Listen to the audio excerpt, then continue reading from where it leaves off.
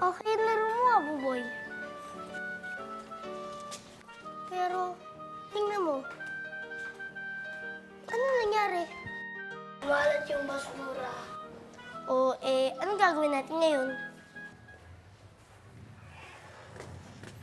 Ano yan? Si Buboy po. Ay, nako. Nagsama-sama na naman ang mga basura. Halika, ituturo ko sa inyo ang tamang gawain, ha? Ganito yan. Tulad nito, ayan. Katulad nitong balat ng saging, dito yan. Ha? Sama-sama sila ng mga basang basura sa isang basurahan.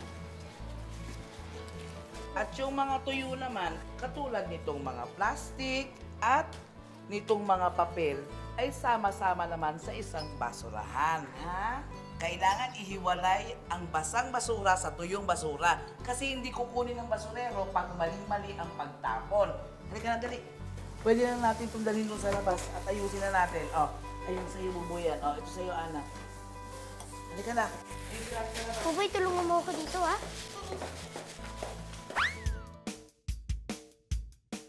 Naku! Ang daming basura rito sa tenement.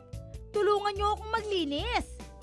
Pagsamasamahin natin ang mga basurang magkakapareho. Ready na ba kayo? Ilagay natin sa asul na basurahan ang mga balat ng saging. 1, 2, 3, 4. 4 na balat ng saging. May nakikita ba kayong basurang papel? Sige, ilagay natin ang mga ito sa pulang basurahan. 1, 2, 3, 4. 4 na basurang papel. Uy, may mga balat din ng candy. Sa dilaw na basurahan naman natin ito itapon. 1, 2, 3, 4. 4 na balat ng candy. Ayan, napagsama-sama na natin ang mga basura. Malinis na ang paligid. Ang galing! Ako si Tonton at ito ang aking tirahan.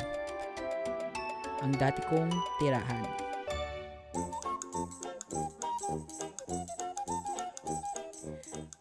Shoot! Ay hindi. Shoot ulit! Ay hindi na naman. Tonton, tapon ka naman ng tapon. Ano naman ngayon kung tapon ako ng tapon, hindi ko naman to bahay. Ako si Tonton, ang batang tapon ng tapon. Ang sarap ng juice! Tonton, tapon ka naman ng tapon. Ano naman ngayon kung tapon ako ng tapon, hindi ko naman to bahay. Ayoko na nito. Tonton, tapon ka naman ng tapon. Malit lang naman ang basurang tinapon ko ah. Tsaka, ano naman ngayon kung tapon ako ng tapon, hindi ko naman to bahay. Si Tonton, tapon dito, tapon doon. Hanggang isang araw. Bakit naman ang daming basura dito sa bahay namin? Anong bahay? Hindi mo na ito bahay. Oo nga, kami ng mga basura ang nakatira rito. Eskwelahan ka na lang tumira. Alis! Kami lang may-ari ng dating tirahan mo.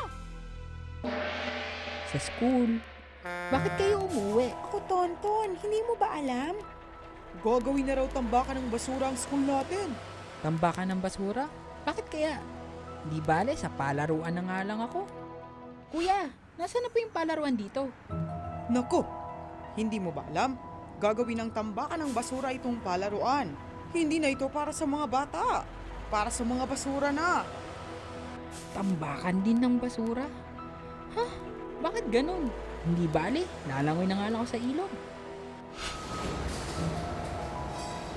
Ale, nasaan na po yung... Oh, wala nang ilog. Gagawin ng tambakan ng basura. Ha? Ano bang nangyayari?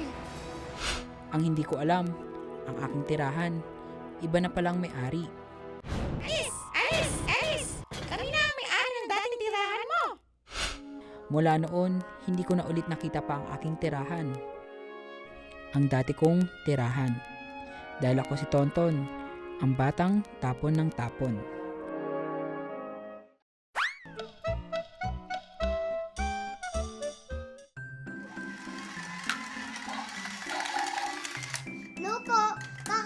Kakatapos lang po namin maglaro ng mga kaibigan ko. Ikpitan time na. Bata pa lang ako. Tinuruan na ako ni Mama at Papa magligpit ng mga laruan ko. Kahit ang dami ko nililigpit, kayang-kaya ko to. Madali lang naman eh. Pagkatapos laruin, ilagay sa lalagyanan. Parang ganito lang oh. Papanik ko na to sa kwarto ko ha. Ito po yung mga iba kong laruan. Alam niyo po, yung mga laruan ko po, hindi ko po sila pinagsasama-sama para makita ko po sila agad.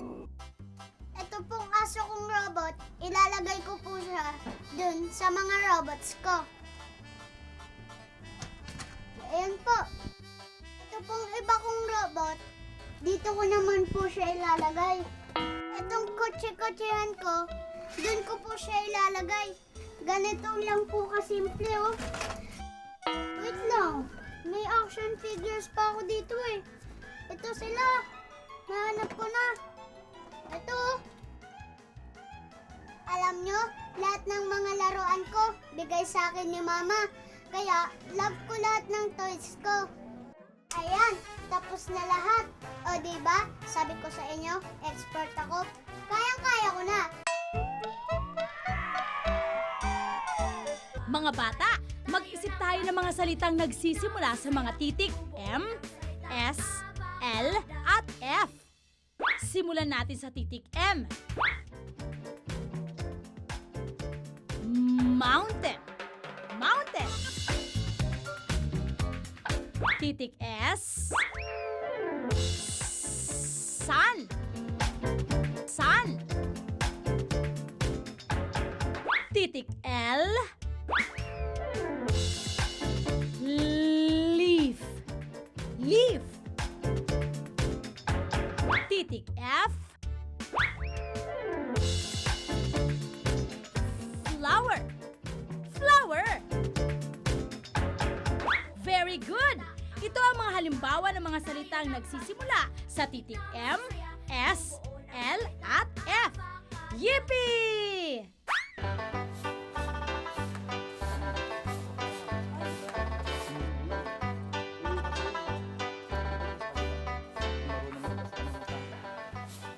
Happy morning! Happy morning sa inyo! Oh, ang dami naman yatang basura yan, Bel. Ay Oo nako, nga eh. sinabi ninyo. Di ba, hindi magandang tingnan ang kalat-kalat. Eh, mga tao talagang nakakasanayan at nakagoogle ng tapon basta-basta. This is not amazing. Kids, Youth Outing, siya po si Kuya Oscar. Siya po yung head ng waste management dito sa tenement. Hello po. Kaya mga kids ha, tatandaan to ha, huwag basta tapon ng basura para hindi magandang tignan ha. Dahil pag nagkumalat ang mga basura, nako, kakalat yan sa buong mundo. Sa Pilipinas, sa Hong Kong, sa Amerika, sa buong planeta. This is not amazing! Ate, abuti hindi si Mama ng basura dun sa Hong Kong. Ang ibig lang niyang pong sabihin, kailangan lang maging disiplinado tayo sa mga basura. Kasi kung hindi, kawawa naman yung planeta natin. Kaya, tinuturuan ko nga kayong magtapon ng mabuti. Katulad nito, Ana, yan. Yang mga basura na yan, doon mo ilagay sa tuyo. At dito naman, buboy ang basa. Ha? Nako, hindi naman talaga natin mapipilit yung iba na maging disiplinado pagdating sa pagtatapon ng basura. Pero ang mahalaga, dapat ang ilan sa atin ay magsama-sama at magtulong-tulong para naman hindi magkaroon ng kalat, di ba? At malay nyo, ma-inspire natin sila later on. Di ba? Kagaya nga ng sabi ni Kuya Oscar, Bawas kalat, bawas tambak, happy ang lahat. Amazing! bawas kalat, bawas tambak, happy ang lahat. Uy, okay lang na. Bawas kalat, bawas tambak, happy ang lahat. Okay, everybody, now with more energy and more feeling. Sure. 1, 2, 1, 2, 3, 4. Bawas kalat, bawas tambak, happy ang lahat. Bawas Sandali lang. kalat. Mukhang nakawilihan ko na itong pagsasayo eh. Pupuntahin ko pa itong mga basura na to. Eh, kukunin ko rin dump truck ha, para makakuha na itong mga basura. Ay, sige po, sige Paano? po. Bye-bye. Ayan. Sige po. Mag-ingat kayo. Ay, Mang Oscar. Babalik kayo. Opo, sabihin kita ng dump truck. Sige po, ako rin mauna na dahil wala pong pantay yung bahay puting. At Tibel, sama. Punta tayo Happy Land. Sige, kung gusto nyo. Ay naku, mabuti pa nga. Kasi punta muna ako sa grocery sa labasan, ha? Pakibantay lang muna, ha? Ay, Bella? sige, Oh, sige. dadaanan ko kayo doon ng mga bandang 2:00 siguro, ha? Opo, sige po. Ay, magpakabait kayo, mga bait kayo, ha? Sige, bye-bye.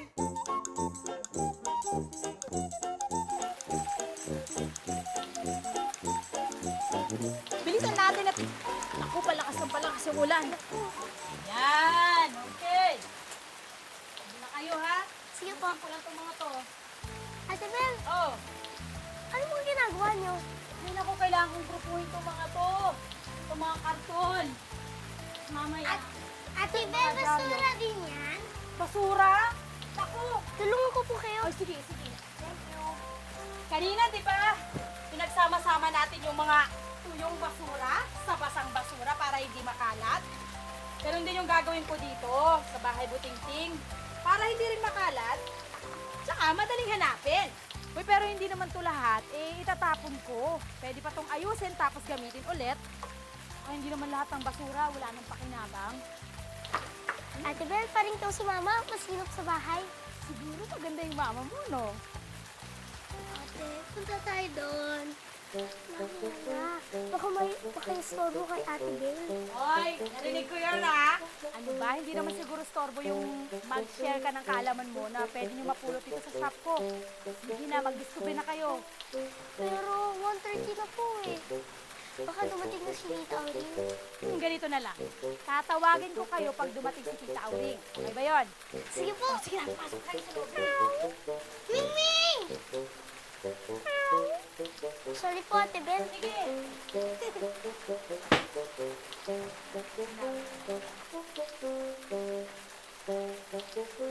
Boy. May nawasak!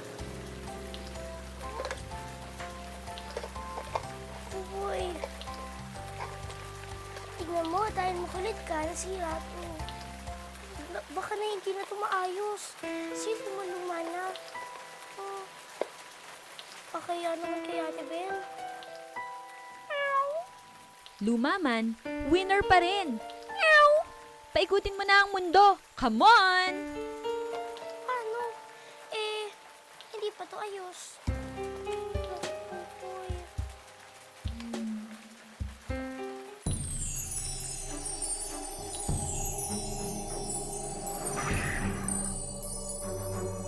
Hala!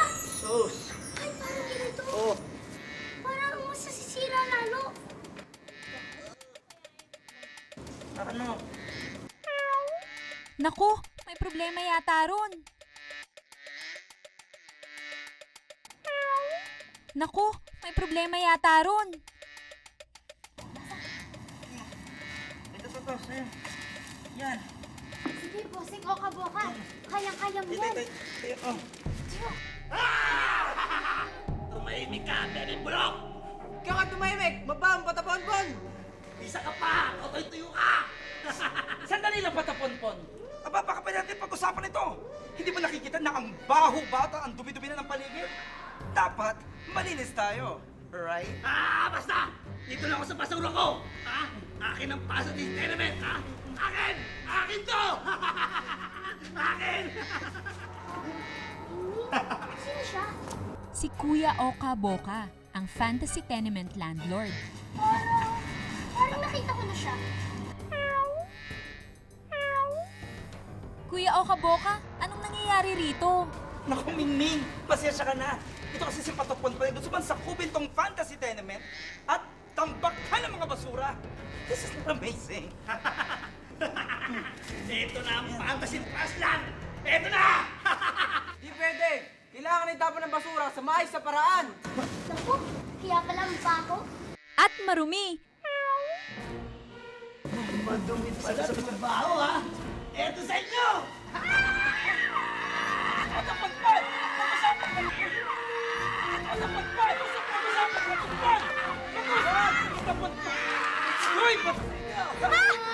Patapon, boy! Wag!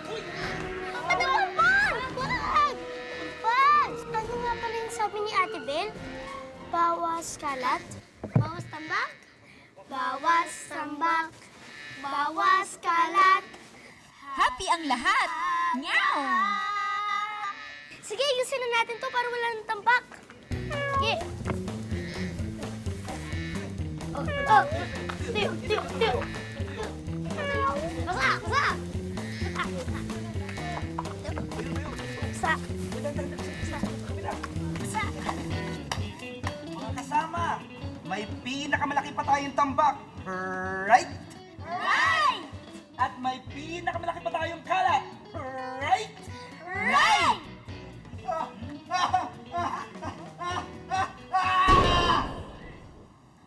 Amazing! O di ba sinabi sa inyo, basta't sama-sama, may solusyon sa problema? Right? Right! At salamat sa kanya. Wala po yung anuman. Ate, tingnan mo. Wow! Wow, yung globe! Ang ganda niya. Ayos na. Yan, ayos na.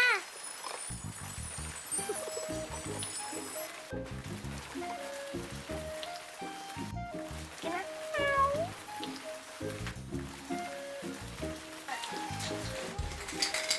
Ate Ben, dumating na po ba si Tita Auline? Ha? Eh, kapapasok na pala sa stock room eh. Wow! 1:30 pa lang. Eh, parang ang tagal namin sa loob eh. Ano? Wala po. Sa inyo na lang, malapit na yun. Darating na rin yun. Oh, ayun na pala eh. Si Tita Ring! Ayan na. Thank you po, Ate Ben. Sige. Thank you rin po. Maraming salamat. Wala. Talaga naman naman.